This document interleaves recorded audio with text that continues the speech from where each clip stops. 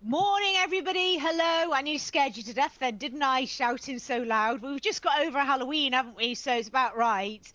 Good morning, everybody. Hello, and welcome to the webinar today. Thank you so much for joining us at the CIPD and me, Amanda Chadwick, to talk about making SOSR or some other substantial reason work for HR. This is the topic of conversation today. I still see there's lots of people logging on. And I just want to say thank you very, very much for joining us. And a reminder that in Manchester this week, that we will be in Manchester. And Montana can tell you what the stand numbers is. I've forgotten what it is, actually. I'm going to be there for 2 days. I've got on the second day a presentation on the future of HR. If you've seen that presentation before, it's well worth watching. I'm going to talk about all the trends and everything that's coming in Amanda's words, so it's going to be really easy to understand. And then I'm on a panel discussion with the CIPD policy writers talking about the Employment Rights Bill and the impact it's going to have for you. And I'm going to be around and about as well, so if you want to come and say hello, and we'd love to see you on our stand. So I think Montana will tell you what the stand is shortly.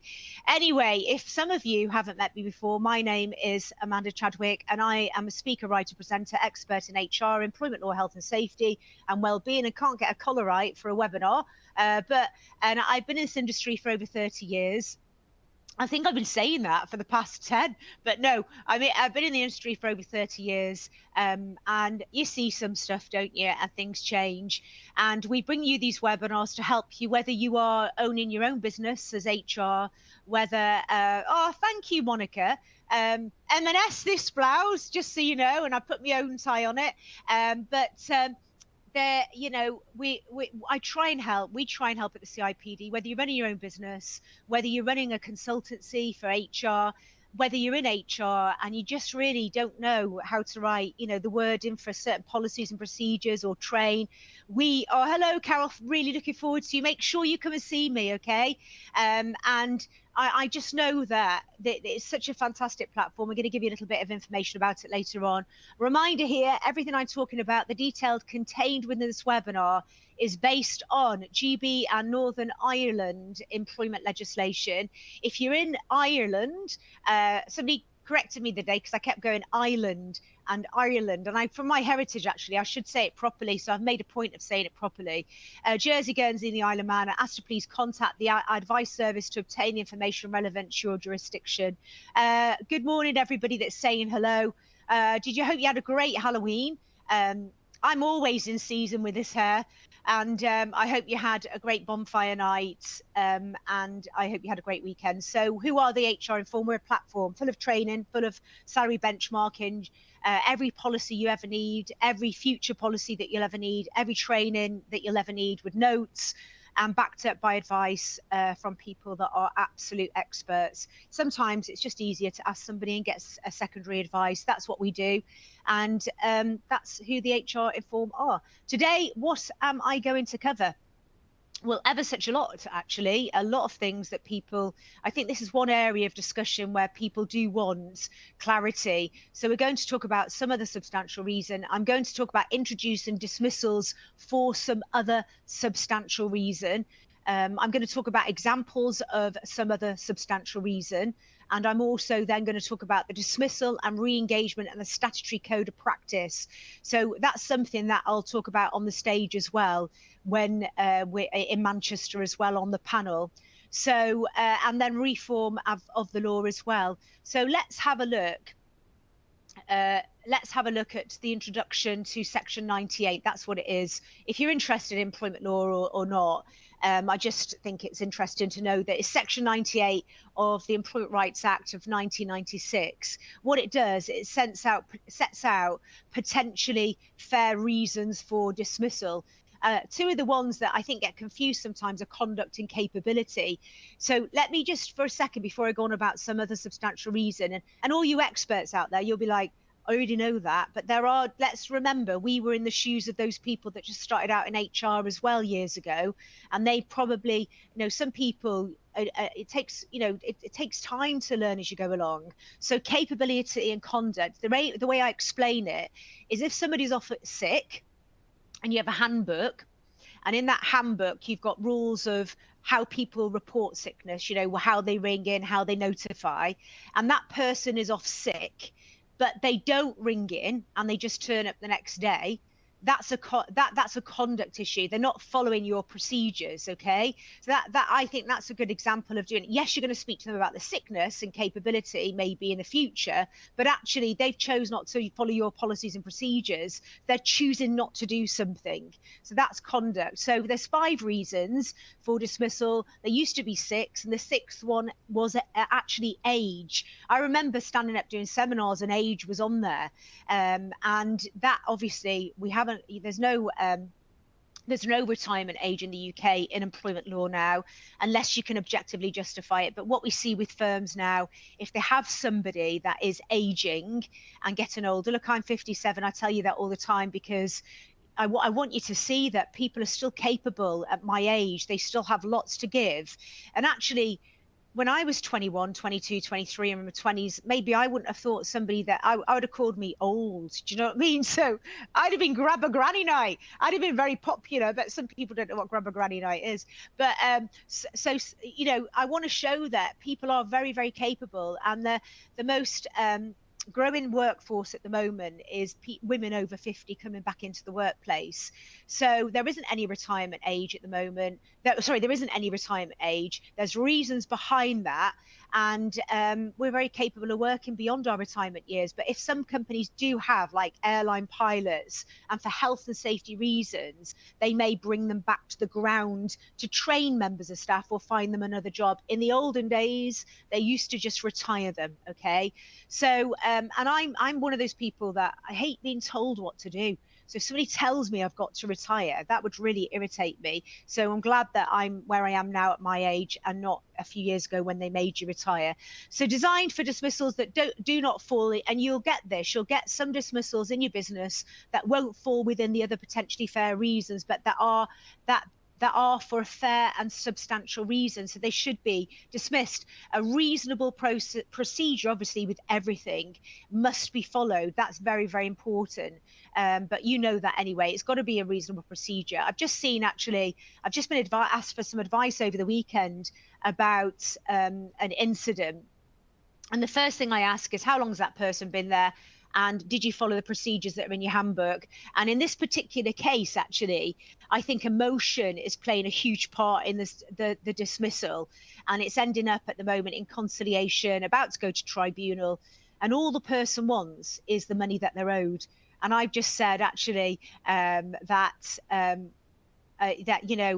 basically, if you owe the money, just pay it, because it's going to cost you a fortune. If you think that any of procedures are a little bit out, make sure you get them right. So reasonable procedure must be followed.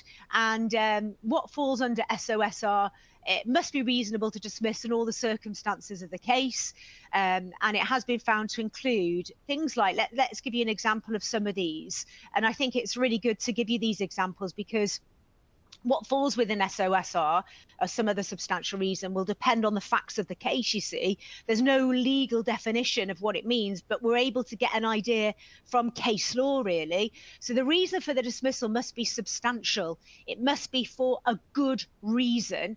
An SOSR dismissal isn't a way to justify dismissing an employee for any reason, but it can capture dismissals that do not naturally fit into the other fair reasons for dismissal. So it does do that part of it. Now on this slide, if you look at it, we've got a list of some of the reasons that have been found to be fair under the use of SOSR.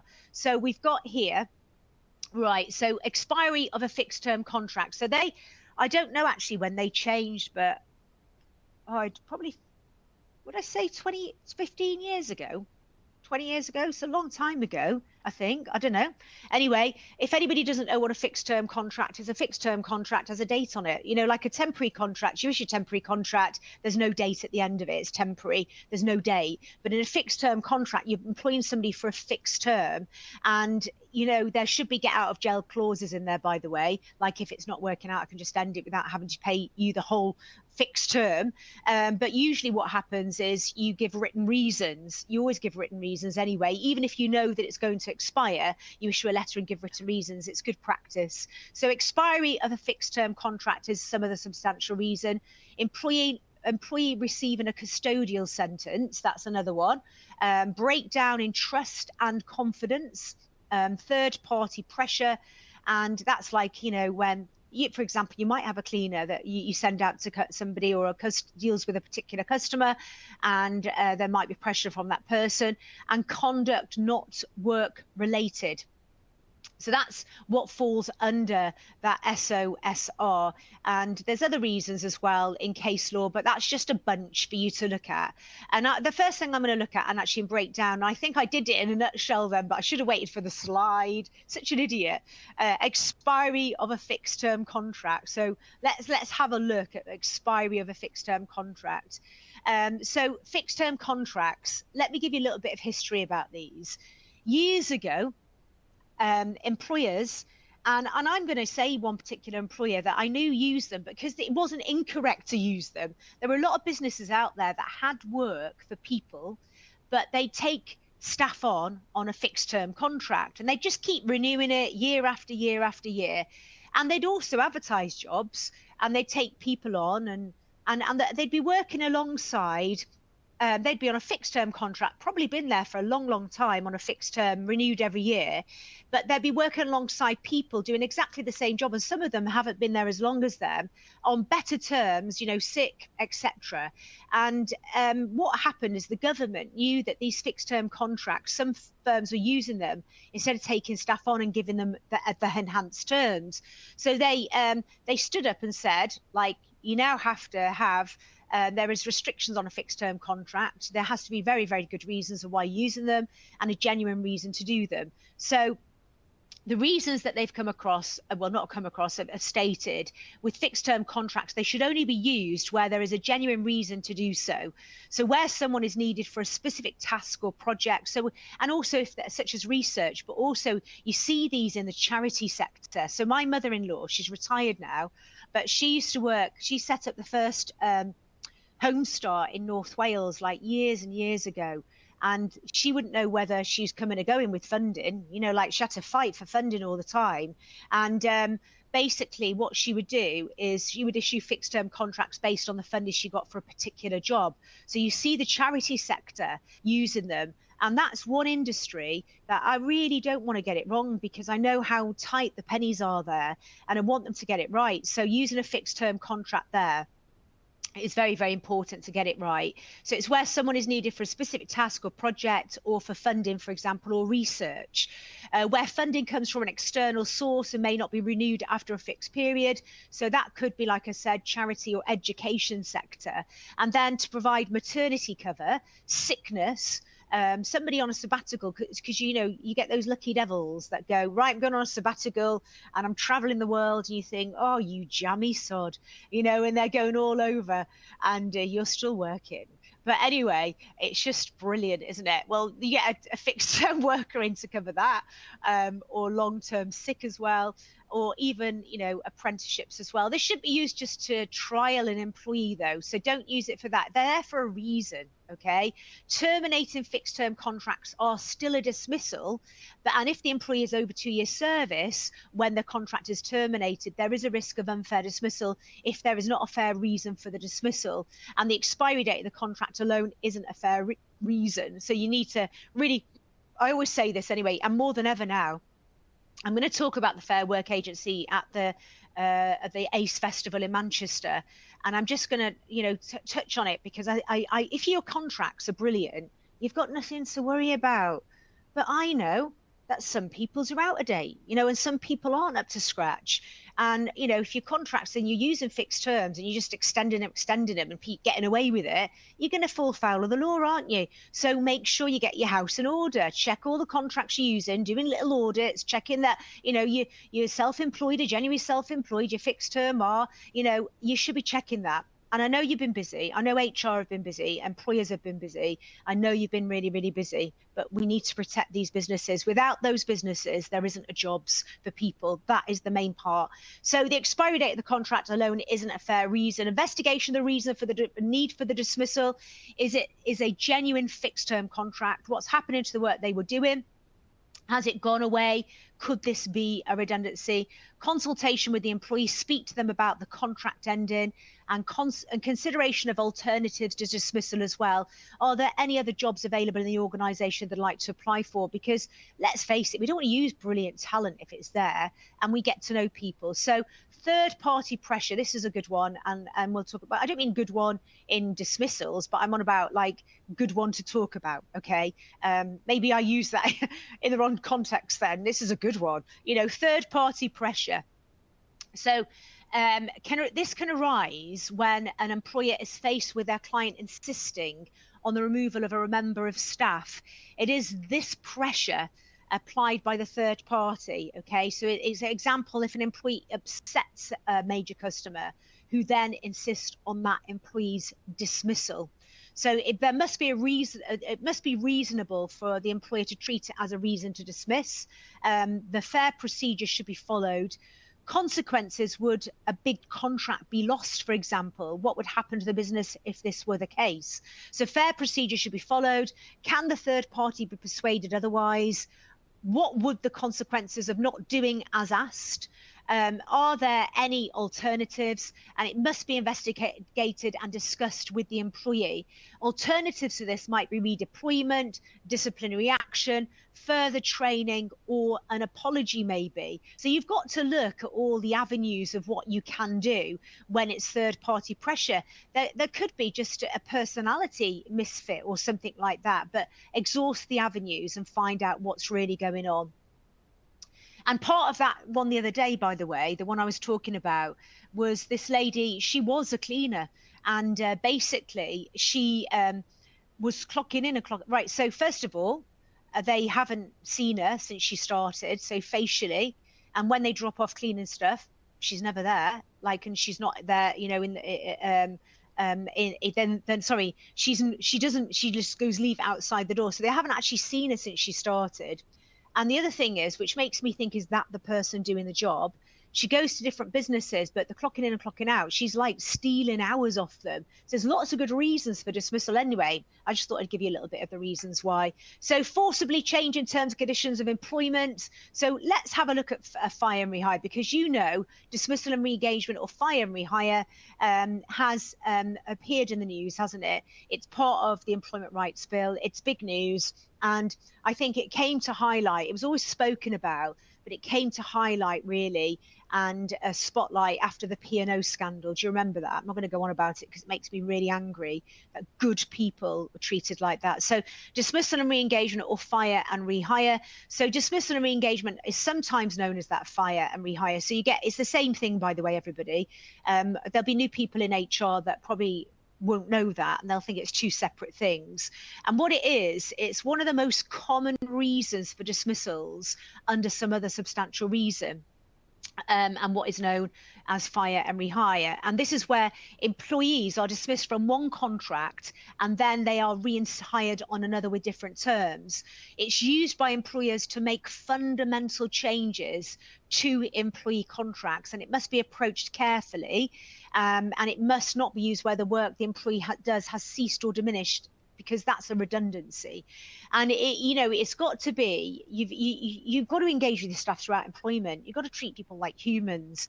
You've got to make sure that you see them as part of the business and make them believe they're part of the business. And I feel that you get very loyal staff, then you get really motivated people. It's in their best interest, and they know that they're part of that bigger picture. They can see their journey throughout your business and where they're going to end up. So when you know that something is affecting your business, you need to change it, they're more likely to agree to it if they feel like they're part of that business. And I think that's where a lot of people go wrong as well. What the CIPD's view on this is is that fire and rehire practices should only ever be considered as an absolute last resort. So if changes to employment contracts are critical and voluntary agreement is not possible. So, you know, what we've got to remember is that the CIA, that's their view on it. And that will be the tribunal's view as well. So it will sometimes be necessary, though, for an employer to make an economic decision, though, for the benefit of their business, which could lead them to conclude that it is actually necessary to make changes to employees' terms and conditions. So those are the terms that were agreed on day one when they took the job. Now, if employees and or their representatives do not agree to some or all of the contractual changes proposed, the employee may, as a last resort, dismiss the employee before offering to re-engage them on new terms. So basically, you know, you're still in employment, but I am, after negotiation, after consultation, after following that code of practice, we have not come to an agreement. I am actually going to have to end that contract and start on a new one. You have got the fear there of unfair dismissal, but fire and rehire should only be considered where there is a genuine and pressing business need to make the change, and there is no other option. Merely wanting to make the change is not enough, and there needs to be a convincing business case behind the decision. But as you are aware, in the Employment Rights Bill, that is something that, again, is changing. So let's have a look at the next slide. So that's fire and rehire. So statutory code of practice on dismissal and re-engagement. Now, as I said, since the P&O scandal, and the Harbour Masters and everybody got together with that one. You want to read about that. It's quite interesting. Statutory Code of Practice on Dismissal and Re-engagement actually sets out the principles employers are expected to follow during dismissal and re-engagement. And it applies where the employer is considering making changes and envisages that if the employee does not agree, it might dismiss and re-engage them. So stop employers using the threat of dismissal to gain consent to changes to terms and encourages a greater level of consultation. The most of the people I deal with are really brilliant HR. They're really good employers. They want the best. They want a good business. They want to look after the staff. But I live in North Wales. I'm not being funny. There's lots of firms around here, and I know a lot of them that don't even consider, going through processes and procedures. Look, I don't want the Fair Work Agency to turn up in North Wales now based on what I've just said. There are other areas where people are, adhering to the law as well. But I know that there are lots of people, especially in rural areas, where they don't read the news. They don't know that the Employment Rights Bill is coming in. When I mention it, they go, "What's that all about?" You think, "Oh my God." And I then lecture them about how important it is. But I know that they will say, "Look, you either make the changes or I sack you." I know that they will say that. But I know that there are plenty of people out there that are really good, and that's who I'm speaking to today. And if you know anybody like that, try and change their mind, because it'll cost them the fortune and it might cost them their business if they get it wrong. So it applies regardless of the number of employees affected by the change. The statutory code, by the way, that I am talking about came into force on the 18th of July 2020. I nearly said 1924 there, 2024, and it applies where employer considers making changes and envisages that if the employee does not agree to some or all of the changes, it might dismiss and re-engage them. And this applies in England, Scotland, and Wales. Okay. So that's the statutory code of practice on dismissal and re-engagement. So that's been in since last year. So let's look at consultation here. Okay, let's have a little look at this and have a look at consultation and consider that. So under the code, okay, you hear me say it, everything starts with a conversation. You're not going to get anywhere in life if you don't have a conversation. It's how you enter that conversation, how you react to that conversation, how you take notes, and that's in your personal life as well, how you react to something, and that's the way it is in business life as well. And the way you react and the way you hold a conversation can really set the stones for what happens in the future. So when we have a discussion, when we have a consultation, it is a meaningful discussion with a view to reach an agreement or compromise. So under the code, suddenly sound like Jane Horrocks then, but under the code, consultation must take place prior to a fire and rehire dismissal. Consultation will need to include any employees off work, so those on sick leave or family related leave. So don't forget, you're talking about the whole workforce here. Whenever it comes to something, some people forget people that are on long-term sick or, a family-related leave. Don't forget anybody. Now, consultation should be with trade unions for all employees in respect of whom there is a recognised trade union. Another topic we're talking about on the panel at the ACE Festival, ACE, it's not festival, is it? The ACE conference this week. Next week, it's this week, and talking about trade unions. So consultation should be with trade unions for all employees in respect of whom there is a recognised trade union. And if not, the employer should provide information to and consult with whichever is the appropriate of an existing body of employee representatives chosen to represent the employees or each of the employees individually. Now, if collective consultation triggered, then we'll need to consult with those reps. Okay, so then what we have is employees should consult and negotiate for as long as possible. Parties should engage with each other openly and in good faith, and employers should be clear about its objectives and nature of the proposals. And I think it is all about honesty. Why are we doing this? Because if we don't, this is what it's going to cost us. This is why we need to change it. The business has changed. We need to do long hours. I've got a new contract based in Australia. It's going to bring loads of work in and loads of business. We need to change the hours of the business I can't remember what word I'm looking for then, to utilize that contract and be there for the client. So threat of dismissal should not be used to pressurize employees into accepting the new terms. So the prospect should not be raised unreasonably early, and the code requires employers to contact ACAS to raise in the prospect of dismissal. A note of the call with ACAS should be made so that the employer can show that they have made contact. So evidence of that, the date, the time, who you spoke to, so you have proof that you have had that conversation with ACAS. George. Hello. Hi, George. Sorry, George. I've been saying all weekend, George. You don't mind me saying this. My little granddaughter Vivian, she's mad about Peppa Pig, and all I've been doing all weekend is going, George. Honest to goodness, all going. So just when I say George, it reminds me of her. So George, I think everybody's met you, haven't they? So would you do me a little favor while I just go through the questions, have a look at them, and try and just check if I'm going to answer them throughout the presentation. I haven't finished this presentation, everybody. It's only a short demonstration, and it's part of what we do, isn't it? It's part of our business, so please accept that. So George, if you could do that, and I'll have a look at the questions. I will keep it short, guys, because I know you're here for Amanda and to hear a little bit about the topic, which is very relevant at the moment. So I'll just go through a few things about how we can support. Now, some people will be okay, some people will need support. So the way that we sort of do it, and just looking at the moment, we've got over nearly 100 questions around different scenarios that people are facing. They're wanting just a second check that they've done it right, or a lot of people are saying, what would you do in this scenario? Now, we speak with thousands of people a year and giving that support and just making sure that for our advisory function, we'll be your sounding board, we'll work through cases with you, disciplinaries, dismissals. The current topic we're on at the moment as well is a big one that we take a lot of our calls about, so people have unlimited access into it. And that's one of the main ways we support people. We also know that the Employment Rights Bill is coming up. I've been speaking with a lot of people in my meetings recently over the last couple of weeks about how they're tracking it, how they're staying up to date. We've got some people are concerned, some people are very confident with it. What we're here to do is just make it a little bit easier, a little bit more organised, save you a bit of time when it comes to it. So you've got a legislation tracker.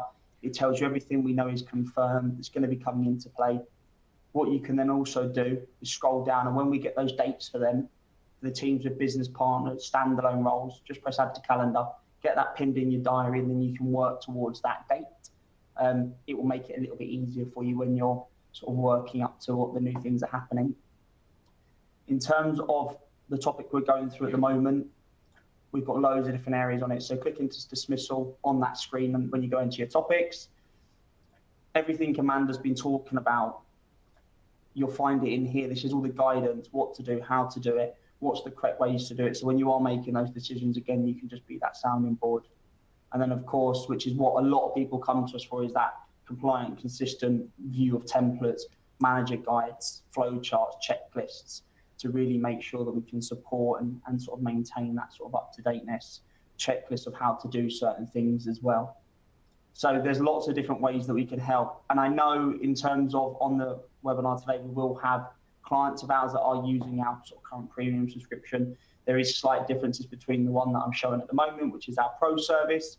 The differences will be line manager training, lots of sessions in there of how to support managers, how to upskill. It's a big thing that we're doing at the moment, just because it reduces pressure on HR departments ultimately. And if we can reduce pressure on you guys, what that allows you to do is work on value add, which is why everyone gets into HR strategies, sort of looking at structures and sort of how we can support the organization in that sort of value add piece. So if anyone wants to have a look at it in more detail, let us know. There will be a Booker Demo link that pops up, or a Calendly to have just a brief 15-minute conversation with us. We're here to help. Let us know if you need anything. Right. Oh, thanks, George. I'm just, oh my gosh, there's proper issues that people, oh yeah, and they're long and technical. They're not like a quick answer. I picked out a couple actually. I think you've got a poll now, haven't you? So I'm just going to put that up. Yeah. Right. So I just want to talk about a couple of them. I've just tried to scribble down some. And I've forgotten what they are actually. So the one that Becky said about driving license, she said, does losing your driving license come under some of the substantial reason? So yeah, but it's not as clear cut as you think, because I could have a business and I could have a really, brilliant salesperson, and they lose their license for say 6 months, and I know they're getting it back in 6 months. So is it not worthwhile? But you've got to remember about consistency in employment law, haven't you? You do it for one, you got it for everybody else. So you've got to do the same, haven't you? And if you're not, then you're taking that risk yourself, aren't you?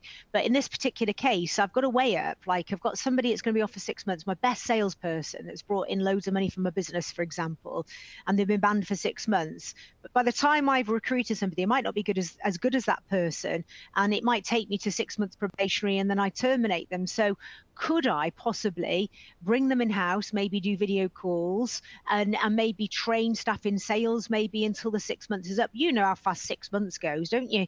So that might be an option. So it's not as clear cut. If you want to speak to us about that, you can.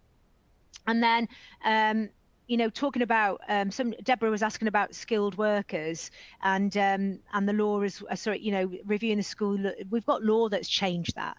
So where the law's made that change, hasn't it? So that would be, speak to us about it. We'll give you a call. Everybody's asked a question. We'll give you a call anyway. But that would, as far as I am concerned, that would fall under some of the substantial reason too. So I'm getting so many questions, but actually long paragraphs. And as I'm starting to read it, somebody else puts another question in, and that's why the ones I pick out on, I'm trying to answer as much as I can. Right, there's a poll in front of you. And I know a lot of you are using this, but we've got, so let me give you an example of all the reasons we've got. Statutory illegality is where somebody loses that skilled loss of work, if you like. We've got things like capability, which could be long-term sick, poor performance. We've got conduct. Conduct might be, theft as well. We've got redundancy. There's all sorts of, but I would say that there's a crossover with losing your license and, the statutory ban, statutory illegality, and some of the substantial reason, but get it right. But remember those reasons for dismissal. So let's have a look now.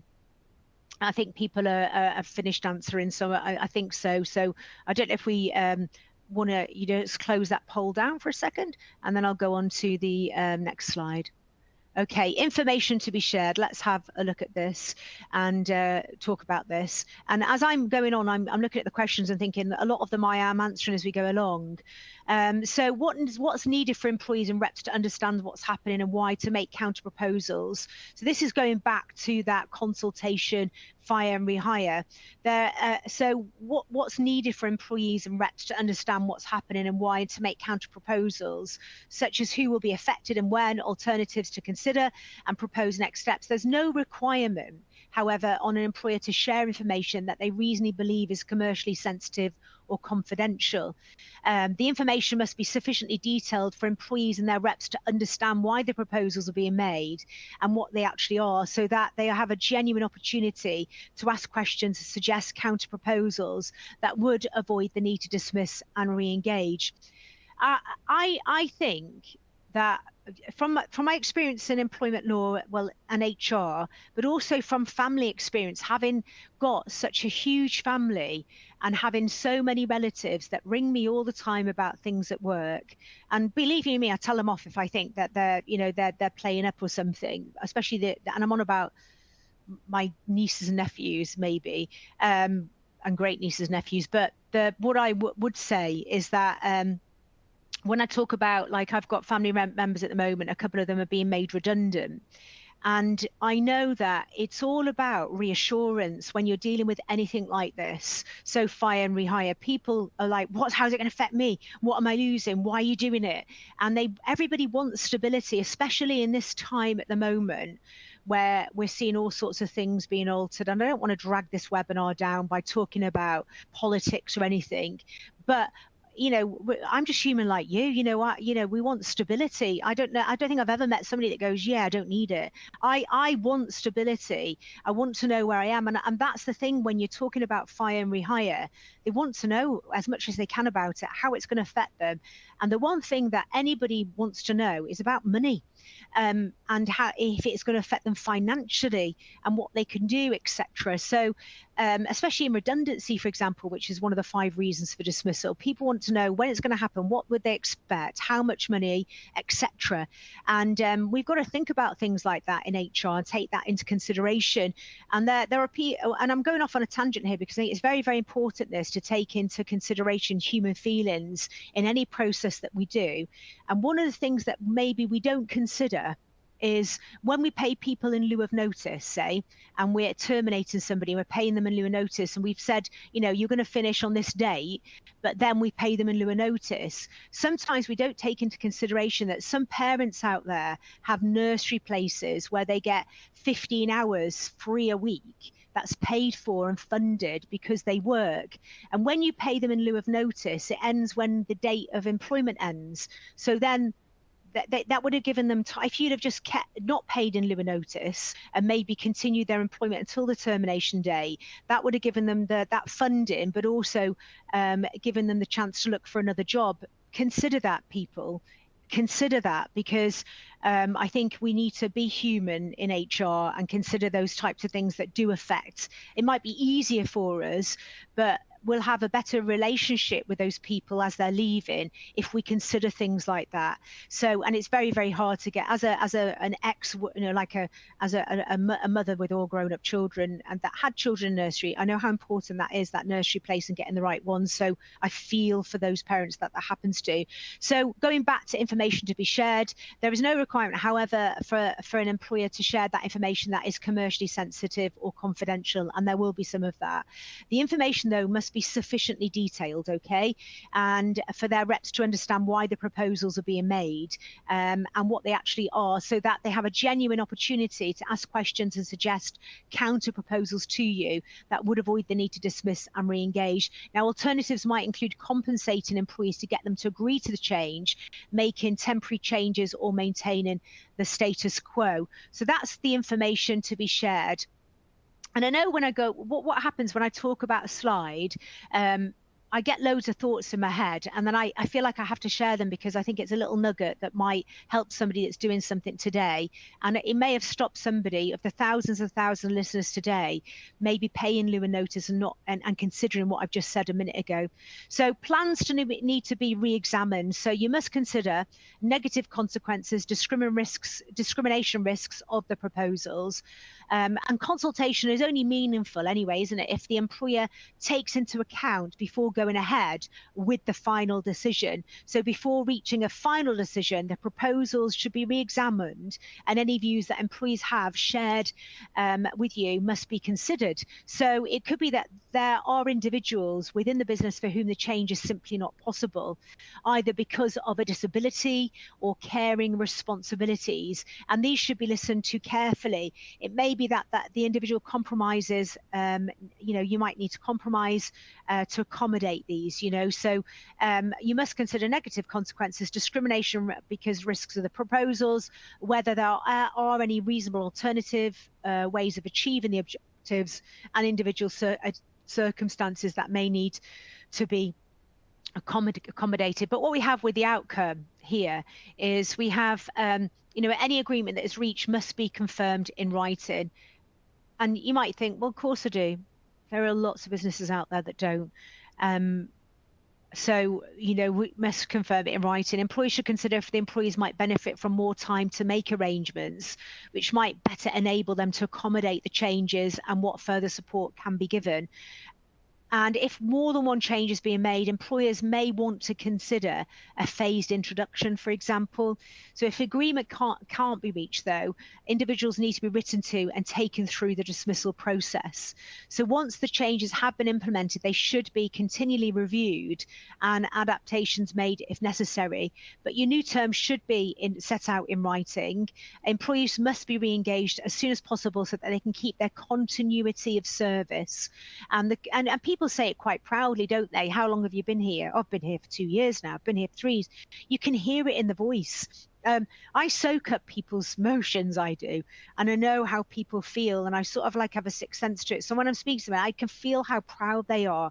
So that's why it's so important that we must be re-engaged as soon as possible so that they can keep their continuity of service. And the code states that employers should then continue to review and monitor the impact of the changes over time, and be there to listen to people that it has had an impact on, because it will have that. So let's look at when might fire and rehire be justifiable, okay?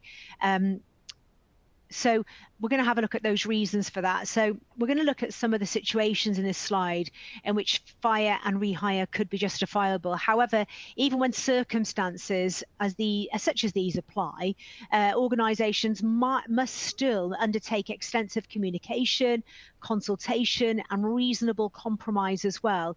And only after that, if no agreement is reached, would fire and rehire be potentially justifiable.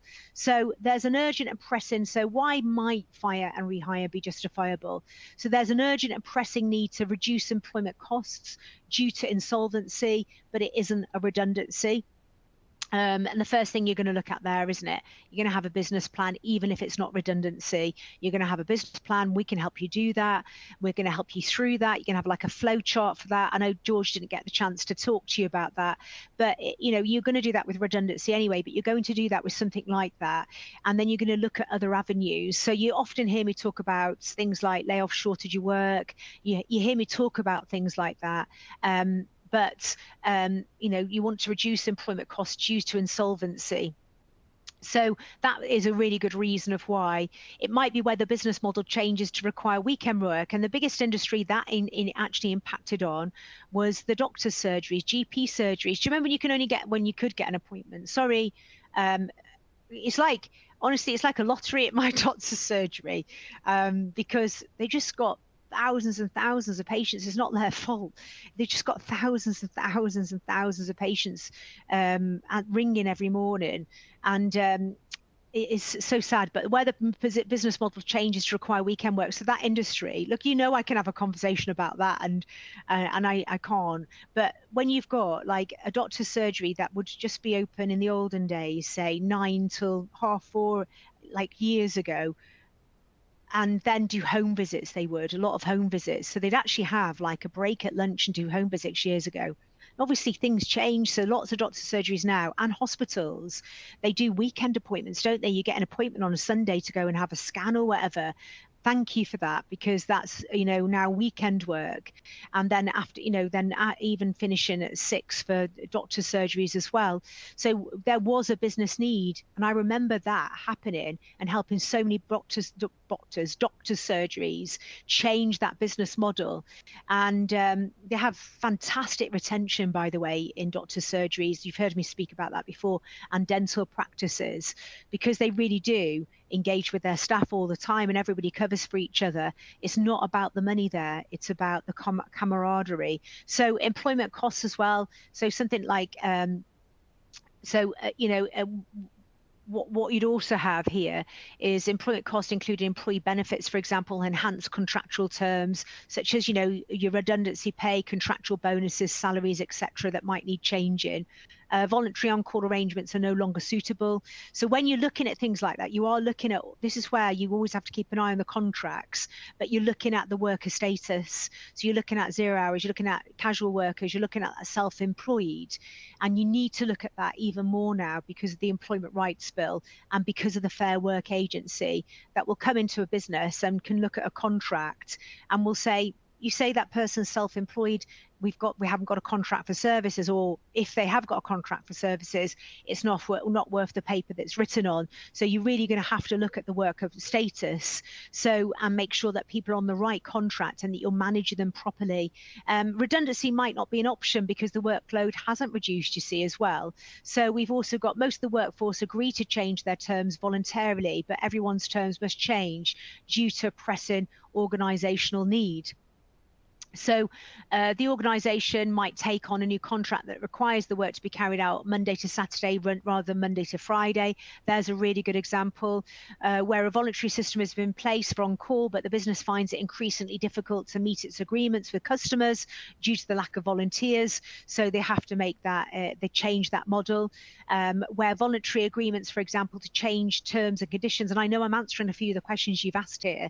So where voluntary agreements to change terms and conditions are reached with the vast majority of the workforce, but a number of people are still resistant to the change, and no other compromises can be reached. And other examples of that would include it's necessary for business survival, and other cost savings are also made. And that's where it's great to have that business plan to prove you've gone through every other route. Where contractual redundancy pay means more redundancies than would otherwise be necessary. Where the cost of contractual redundancy pay is prohibitive, and the impact of making redundancies under its terms would mean more redundancies are needed than those, and if those terms were not in place, and then it could be justifiable to forcibly change those terms to reduce or remove the contractual enhancement of redundancy pay. So that's when might fire and rehire be justifiable. So what I'm going to look at now is the risks, okay? So let's have a little look at the risks here. So the risks of this with fire and rehire especially is, reputational damage, and where we've got brand, the internet, Trustpilot. Look, if I'm doing it, I'll be honest with you, I don't do reviews unless it's a really good review, and then I'll do a review, because I think that it could just be a one-off. You're only as good as your staff, and it might be a one-off that I've had a bad experience, and I'll tell people while I'm there in a nice way, and then I'll leave it at that. That's just the way I am. But not everybody's like that, and fair play, it's up to anybody what they want to do. But your brand is everything, and it could be all over the internet. So we don't want reputational damage. We don't want poor employee relations, and the future workforce are really holistic anyway, so they'll look at things like that. This can all result from forcibly changing terms. So failure to follow the code does not in itself mean that an employer will be liable to proceedings, but we've got unfair dismissal hanging over us. We've got that change to that under the Employment Rights Bill. It is admissible as evidence of proceedings before and after, before and an employment tribunal if an undismissable claim is brought. And if an employee therefore brings a claim, then the tribunal will consider whether the employer acted in line with the code and therefore acted fairly. So if a claim for unfair dismissal is brought, the tribunal will consider if the code has been followed, and then tribunal can increase any award it makes by up to 25%, which is a big chunk, isn't it? It's a lot of money if the employer has unreasonably failed to comply with the code. So these codes that ACAS have, they're brought in for a reason, and they're brought in to support to give people sort of like a process to follow. And you know, the tribunals will refer to that because they know it's reasonable process. So we need to look now at the future reform of the law, which, you know, has been in the papers, hasn't it? Well, has it been in the papers? We know it's been in our magazines and papers, but has it actually been in the papers? And if you're using I don't know, mobiles to read the news, it only sends you what you normally read, you know, so it could be in your paper, it might not be. So Employment Rights Bill will bring in many reforms to employment law. Some of those we will be discussing at the CIPD ACE event this week, and we will be discussing them on the panel. And we have got the CIPD policy writers on that panel to give you an idea of what to think about. So unfair dismissal will become a day one right, subject to that initial period of employment. But we have got the House of Lords challenging it at the moment, which I think is a little bit out of character. And, you know, watch this space with that one. So probation period, and that's 6 months. So expected to come into force in 2027. So we've got that future reform of the law. Every government changes, doesn't it? And changes what they want. Gosh, get used to this then, something else will bloom and change. So and that's why I've been so busy, isn't it? So future reform of the law will also restrict employers' ability to use fire and rehire. So changes to contractual terms such as duties or place of work are not restricted variations, and therefore will not fall under the financial difficulties restrictions. So dismissals for failing to agree to a contract change will be treated as automatically unfair unless the employer can show, it's really important this, it will restrict employers' ability to use fire and rehire.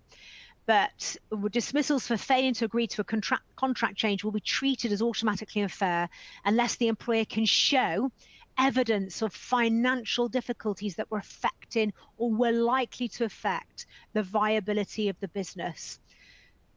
Keep saying it. If we haven't got businesses, we haven't got jobs. We need jobs.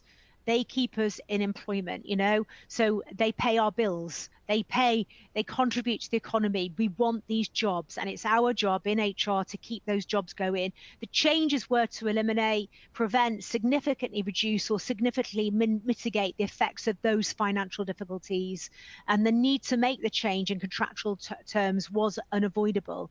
And it only applies to restricted variations, you know, like pay, pensions, working hours, and shift patterns. Changes to contractual terms, such as duties or place of work, are not restricted variations, and therefore will not fall under, excuse me, the financial difficulties restrictions.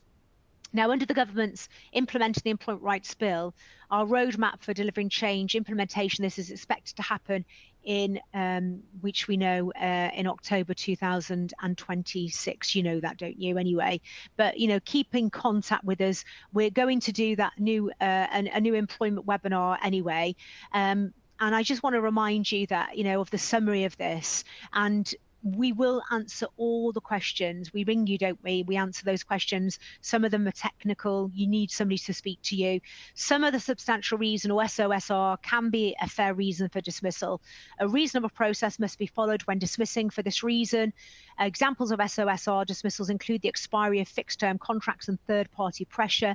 Fire and rehire dismissals are subject to a statutory code of practice. You should only be relied on as an absolute last resort. Right, okay, just to remind you, you can about the socials we've got, okay? So CIPD, HR Inform have their own socials. keep you up to date on webinars. I have my own socials, so Amanda Chadwick on LinkedIn, and HR-ish, which is my podcast. So you can follow those. You can follow me like work and personal on Instagram as Amanda Chadwick Speaker, or Chadwick Amanda, which was my personal page, but has ended up like being open to the general public now as Chadwick Amanda. But you'll get a little bit more relaxed sort of like talks on there, as opposed to LinkedIn, which is professional. That's a really, if you want to follow us. And then obviously just thought I'd say that to you, because I have a lot of people ask about that, and I thought I'd share it on the webinar. I'll see you next week. I cannot wait to see people. Come and say hello. Don't be embarrassed, because a lot of people think I've seen her every day on, not every day. I've seen her on the telly. No, I've seen her on the webinars, and I'm definitely being Jane Horrocks today, aren't I? I want to just say, come and see us, CIPD, HR Inform, our stand. Come and meet the team. We're all going to be there. You hear me talk about the team. Matana's behind the scenes today. Amana, Valentina, Sadie, they're all there. They all contribute to these webinars to make sure they're great. And hopefully Stacey and Nicola will be there, who help with help write the content, or write a lot of the content actually. So they'll be there. You'll be able to meet them as well. And you'll see me on the panel. You'll see me at a future HR event as well, which is going to be good. I love that one because it's a bit more relaxed, but it gives you lots of information. You can have a little bit of a laugh with that one as well. So it's really good. So you'll get a webinar pop up at the end, a complete webinar survey. If you want any, this is the webinar you asked us to do, SOSR, by the way. I love it when you suggest webinars. If there's any webinars you want me to do, put it in there. And on that note, I'd just like to say thank you, everybody. Thank you for listening to me. Whenever I think about Halloween and bonfire night, I think about toffee apples. Do you? Oh, I love them. Toffee apples and chocolate apples. So I hope you have a wonderful week. I'll see you this week at the CIPD ACE. I can't wait to see you all. Thank you very much for listening to us. Don't forget, take advantage of us speaking about, things that are going on in the workplace, having a demo, or even a little critique of what you've got. That's absolutely fine. All the questions will get answered. And just on that note, I'd like to say thanks very much. It is goodbye from me, and it's goodbye from everybody at the CIPD HR Inform. Thank you so much, everybody. See you soon, all right? Okay, hopefully see you Wednesday. Is it Wednesday and Thursday? Look at me, giddy kipper. Wednesday and Thursday. See you then. Okay, thank you. See you, everybody. Bye-bye.